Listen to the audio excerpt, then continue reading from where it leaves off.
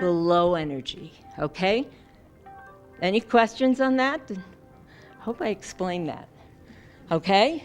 So then we're going to keep on going through all of the glyphs, and all of the glyphs are going to interact with the 1 through 13. And they're going to keep on going and keep on going until you get through all of them, okay? And when you get through all of them, guess what you get? 13 times 20. Okay, so you get one of these calendars that I showed you. This is a representation of the whole Mayan year. It contains the numbers 1 through 13 across, and the numbers down are the glyphs from 1 through 20. So 13 times 20, 260 days here in the calendar. And you were born on one of these. Now, okay, everybody following? We have two gears that are interacting. But what about the Earth cycle? What about the 365 days? That's another gear, and it's huge. It has 360, do you see? If you extended that, it would have 365 days on that. So the interesting thing, remember the number 13 times 2 gives you 26.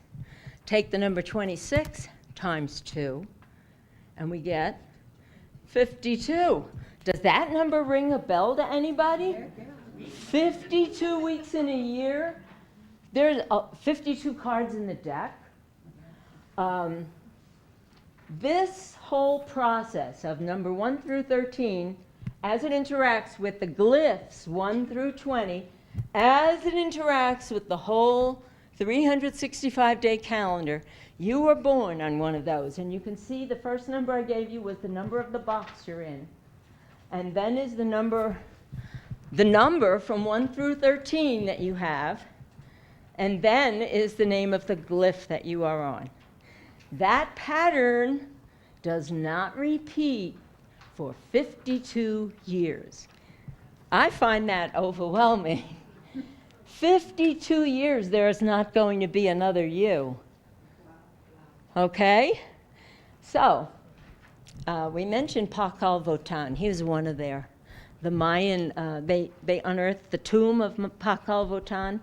He lived to 104 years. So he did the double cycle. And it's said that the first 52 years that you live are your experience in life. Then, if you go to the next 52, you go with the first 52 as your experience and support for the next 52. But the Mayans had everything organized. This calendar with the glyphs, the day glyphs, and the 1 through 13 was their calendar part, and it is in tune with the cycle of the Pleiades. And it's also in tune with the Venus cycle. Now, I'm just starting to read about the Venus cycle. Venus takes 584 days to go around the Earth. So that's called one Venus cycle. So their calendar was hooked into these different cycles. They were in tune. The synchronicity is key here. They were in sync. And if you want to know what's going on in the world, I think you have to talk to the elders. They know. And if they're willing to share with you, that's how you can learn. So after I did this whole project, I went down to the Maya lands. I was called. There are no accidents in the universe. They didn't know that I had done this. But I was called down there to meet with the Mayan elders. And I met Hunbat's men. He was incredible. I mean, I have to quote him. He says, "The entire universe is in order. All of the planets are in order." The Mayans were a very high civilization. They descended from the Pleiades.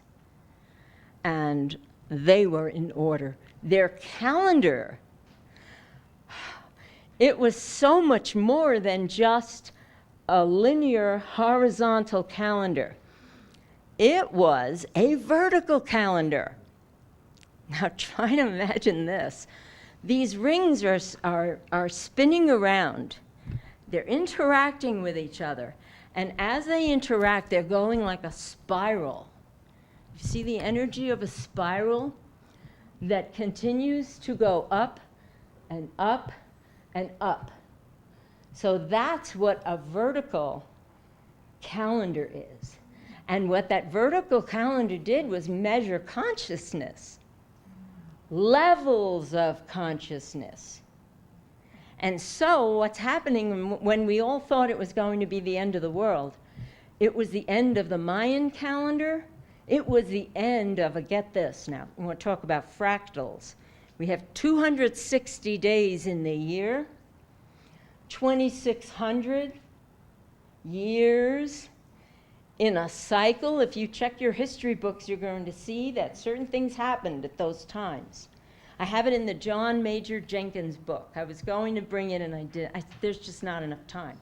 But check it out. John Major Jenkins, who is he's not doing well health-wise, and he's living somewhere in northern Colorado. He did a lot of research on this, and he did the history, the periods of history actually follow the Mayan time cycles. So you get 2,600 years. Check it out, what's happening. Then go to 26,000, another multiple of the 260, and we get the one full cycle of the Earth and our universe around the Pleiades. Takes 26,000 years to happen. Okay, so you've got all of this happening here horizontally, but what's happening vertically is the interesting thing that nobody looks at least in our culture. We're looking upward. Consciousness after 26,000 years and all of that history is going up, and it's spiraling upward to a new octave. Okay? So we'll come in number 8. Every number had meaning. It's just the numerology, the 8. The end of the octave, we come to this one. This is actually my favorite one. It's called Lamat. It's glyph number 8, and interestingly, we don't have one Lamat person in the room. Are you a Lamat? Oh, thank God. Yeah. That means we were complete, at least in the ones I looked up. I don't whether they didn't show or what. But this is number 8. This is the glyph of transition. It's the one that lifts your consciousness higher. Now, it does it on a period of 1 to 20 days, too. If you go to the first cycle, remember it was 13 times 20. That's your first cycle. That's day to day to day. Just only include 20 days, from day 1 to day 20. That's one cycle. And within that cycle on that calendar, you'll see yellow lines there. The yellow lines are energy portals.